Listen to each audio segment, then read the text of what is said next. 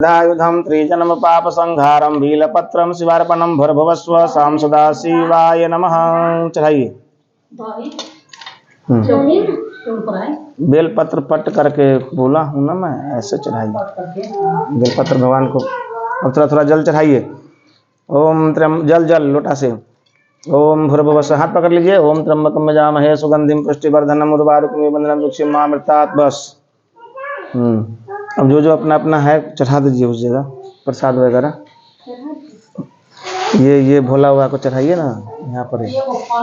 हाँ वही न कहे हैं, केला उला ना ले लिए है, वही में रख दिए। अच्छा चलिए चढ़ गया नहीं को ना। भूर्भुवस्सुः हो गए, एक एक को चढ़ाइए ना। नैवेद्यम निवेद्यामि भूर्भुवस्सुः। एक एक को पान पत्ता लियो, कसैली लियो। कसैली मिला? ई सीधा कि उल्टा? कौन ऊ सीधा हो कौन भगवान के उसे चढ़ाई छी। ओम तांबूलपगी फलानि समर्पयामि भूर्भुवस्सुः शाम सदा शिवाय नमः। थोड़ा सा फूल चढ़ा दीजिए। ओम मंत्र पुष्पांजलिं समर्पयामि भूर्भुवस्सुः शाम सदा शिवाय नमः। दक्षिणा चढ़ा दिए। ओम दक्षिणा द्रव्यानि समर्पयामि भूर्भुवस्सुः शाम सदा शिवाय नमः। चढ़ा दीजिए। एक एक गो फूल, थोड़ा अक्षत लीजिए और कुछ पैसा हाथ में रख लीजिए, संकल्प ले लीजिए। ओम भूर्भुवस्सुः। ओम मासानां उत्तमे मासे शुभ मासे भाद्रपद मासे शुक्ल पक्षे तृतीयां शुभपुण्य तिथौ तेजवत् कथायां संकल्पम अहम करिष्यामहे। चलिए प्रणाम कीजिए। ओम नमो अनंताय सहस्रमूर्तये सहस्रपादा शिवशिरोरुबाहवे सहस्रनामरे पुरुषाय शाश्वते सहस्रकोटि युगधारिणे नमः। थोड़ा थोड़ा अक्षत लेके दसों दिशा में घुमा दीजिए। ऐसे उनको भी दे दीजिए, छोड़िए ऐसे। ओम अप्सरपन्तु ते भूता ये भूता भूमि संस्थिता ये भूता विघ्नकर्तारः ते दृष्टिभाग्या प्रमन्तो भूतानि पिचास सर्वं सर्वेषां विरोधेन पूजन कर्म संभारवे। थोड़ा ये ले लीजिए, दान वाला डलवा पर छोड़ दीजिए जो आपको दान करना है। ओम भूर्भुवस्सुः शाम सदा शिवाय नमः।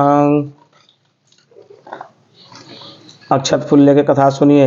बोलिए उमापति महादेव की जय। पूजन करने के बाद कथा सुने। सूत जी कहते हैं मदार की माला से जिन पार्वती जी के पास अलंकृत और मुंडों की माला से जिन शिव जी का जटा अलंकृत है, जो पार्वती जी दिव्य वस्त्र धारण की है और जो शिव जी दिगंबर नंगे हैं, श्री पार्वती शिव जी को मैं प्रणाम करता हूँ। रमणी कैलाश पर्वत के शिखर पर बैठी हुई श्री पार्वती जी कहती हैं कि हे महेश्वर, हमें कोई गुप्त व्रत या पूजन बताइए जो सब धर्मों से सरल हो, जिसमें परिश्रम भी कम करना पड़े लेकिन अधिक फल मिले।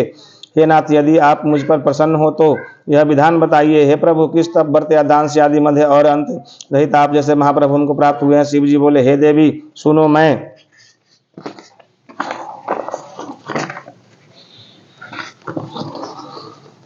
एक व्रत जो मेरा सर्वस्व छिपाने योग्य लेकिन तुम्हारे प्रेम के वशीभूत होकर मैं तुम्हें बताता हूँ। शिव जी ने कहा, भारतवर्ष में जैसे नक्षत्रों में चंद्रमा, ग्रहों में सूरज, वरुण में ब्राह्मण, देवताओं में विष्णु भगवान, नदी में गंगा, पुराण में महाभारत, वेदों में सामवेद और इंद्रियों में मन श्रेष्ठ है। सब पुराणों और वेदों का सर्वस्व जिस तरह कहा गया है, मैं तुम्हें एक प्राचीन व्रत बतलाता हूँ, एकाग्र मन से सुनो।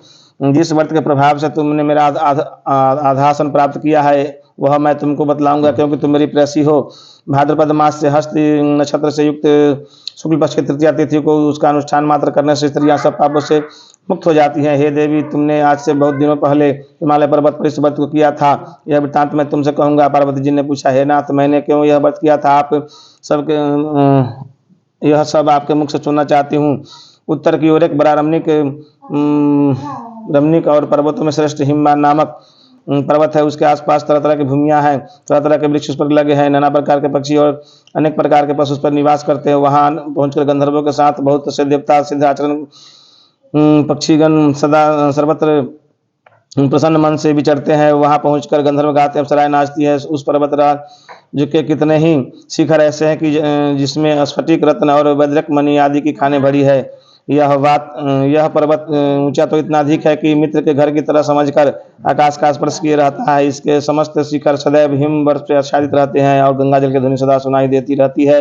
हे पार्वती, तुमने बाल्यकाल में ही उसी पर्वत पर तपस्या की थी। 12 वर्षों तक तुम उल्टी टंग कर केवल धुआं पीकर रही। 64 वर्षों तक तुम सूखे पत्ते खाकर रही। माघ मास में जल में बैठी रहती और बैसाख की दोपहरिया पंचांगनी तापती रहती। श्रावण के महीने में जल बरसात भूखी प्यासी रहकर तुम रहकर मैदान में बैठी रहती थी। तुम्हारे पिता के इस तरह के कष्ट को सहन को देखकर बड़े दुखी हुए वे चिंताएं बढ़ गए। मैं अपनी कन्या किसको दूँ? उसी समय नारद जी वहां आ पहुंचे।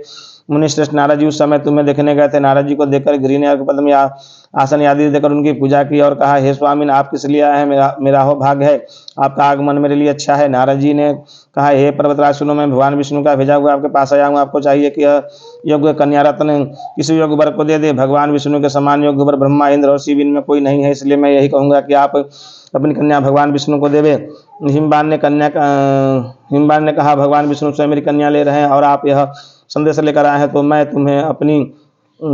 उन्हें अपनी कन्या दूंगा। हिमवान की इतनी बात सुनकर मुनिराज नारद आकाश में विलीन हो गए। पीताम्बर, शंख चक्र और गदाधारी भगवान विष्णु के पास पहुंचे। वहां हाथ जोड़कर नारद जी ने भगवान विष्णु से कहा, हे देव, तुम सुनिए, मैंने आपका विवाह पक्का कर दिया। उधर हिमवान ने पार्वती के पास जाकर कहा कि हे पुत्री, मैंने तुम्हें भगवान विष्णु को दे डाली।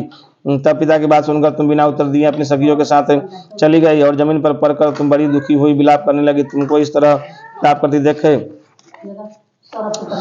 इस प्रकार क्योंकि तुम इतनी प्रकार विलाप करते हुए देखकर सखी बोली, तुम इतनी क्यों दुखी हो? इसके कारण बताओ। तुम्हारी जो कुछ इच्छा होगी मैं यथाशक्ति उसको पूरा करने की चेष्टा करूंगी, इसमें कुछ भी संशय नहीं। पार्वती जी बोली, जो मेरा अभिलाषा है उसे तुम प्रेम पूर्वक सुनो। मैं एकमात्र शिव जी को अपना पति बनाना चाहती हूँ, उसमें कुछ भी संशय नहीं।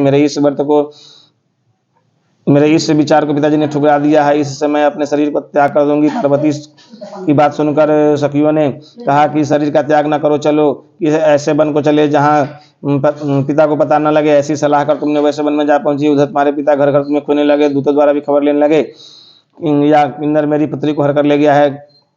कि उन्होंने मन ही मन कहा कि मैं नारद के आगे प्रतिज्ञा कर चुका हूँ कि अपनी पुत्री भगवान विष्णु को दूंगा। ऐसा सोचते सोचते हिमवान मूर्छित हो गए। गिरिराज को मूर्छित देखकर सब लोग हाहाकार करते हुए दौड़ पड़े। जब होश हुआ तो सब पूछने लगे कि हे गिरिराज, आप अपनी मूर्छा का कारण बताइए।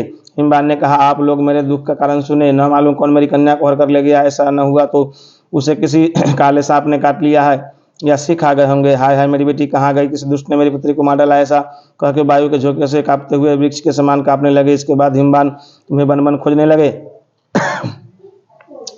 वह वन भी हिंसक भालू जंतुओं से बड़ा भयानक हो रहा था। तुम भी अपनी सखियों के साथ उस भयानक वन में चलती चलती एक ऐसी जगह जा पहुंची जहां एक नदी बह रही थी। उसके रमणीय तट पर एक बड़ी सी कंदरा थी। तुमने उसी कंदरा में अपना आश्रम बना लिया और मेरी बालकमयी प्रतिमा बनाकर तुम